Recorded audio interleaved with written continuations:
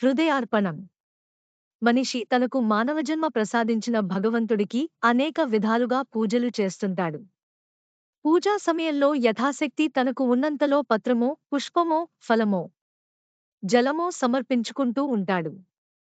ఈ విధంగా సమర్పించడం కృతజ్ఞతా సూచకమైతే కావచ్చునేమోగాని, అసలు మనిషి భగవంతుడికి సమర్పించగల శక్తిమంతుడేనా? ఇలా ఆలోచిస్తే ఎంతమాత్రం కాదని చెప్పవచ్చు. భగవంతుడిదే ఈ యావత్ సృష్టి.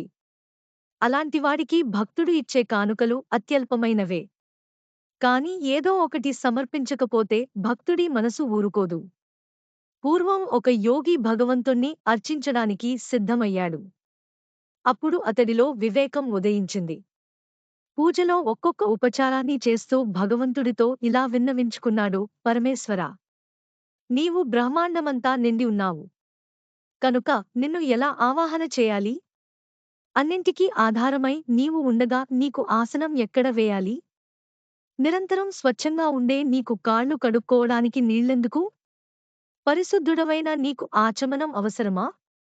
నిత్య నిర్మలుడవైన నీకు స్నానం ఎలా చేయించాలి? ప్రపంచమంతా నీలోనే ఉండగా నీకు వస్త్రం ఎలా ధరింపజేయాలి? గోత్రవర్ణాలకు అతీతుడవైన నీకు యజ్ఞోపవీతం అవసరమా? ఏ లేపనాలు అవసరం లేని నీకు గంధం ఎలా పూయాలి? నిత్య పరిమళుడవైన నీకు పూలు పెట్టడం ఎందుకు?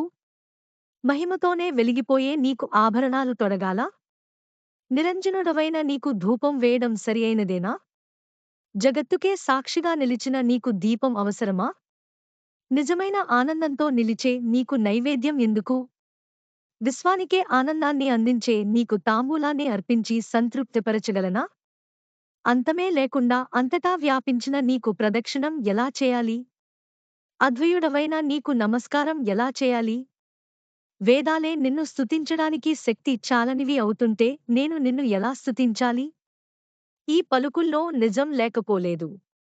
భగవంతుడి ముందు ఎంతటి మానవోత్తముడైనా అత్యల్పుడే. వీడి శక్తి భగవంతుడి ముందు పరిగణనలోకి రానే రాదు.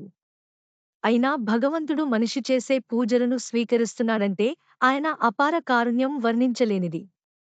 నిజంగా భగవంతుడు మనిషి నుంచి కోరేవి సంపదలు కావు. వస్తువులు అంతకన్నా కావు. ఆయన మనిషి నుంచి హృదయార్పణను కోరతాడు. భక్తితో స్మరిస్తే చాలునంటాడు. కానీ మనిషి మనసు చంచలం, చపలం, స్థిరంగా ఒకచోట ఉండదు.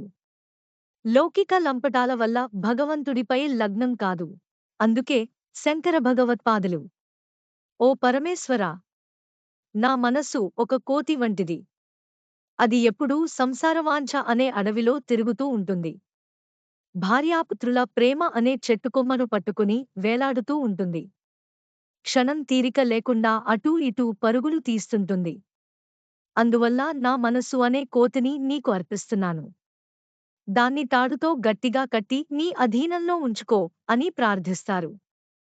సామాన్య భక్తులను తరింపజేయడానికి ఆయన చేసిన విన్నపం ఇది: ఓ పరమేశ్వరా! బంగారు కొండ మేరుపర్వతమే నీ చేతిలో ఉంది. అపార ధనవంతుడైన కుబేరుడు నీ పాదదాసుడై ఉన్నాడు.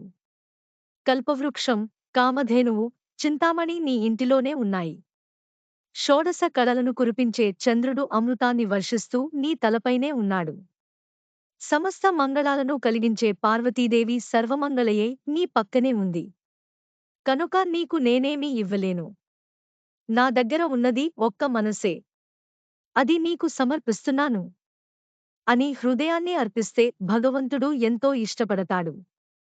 అచంచల విశ్వాసం, అకుంఠిత భక్తి, అన్నింటినీ నివేదించగల మనసు ఉంటే చాలు. భగవంతుడు ఏ రూపంలో ఉన్నా పూజల్ని అందుకుంటాడు. అట్టహాసాలు, ఆర్భాటాలు నిజమైన పూజలు కావు. హృదయార్పణమే పూజ. నిశ్చల ధ్యానమే భక్తి. అంతేకాని లోకమంతా చూడాలని చేసే నటనలు పూజలు కావు. ఈ సత్యాన్ని మనిషి గ్రహిస్తే మేలు. సర్వం శ్రీకృష్ణార్పణమస్తు.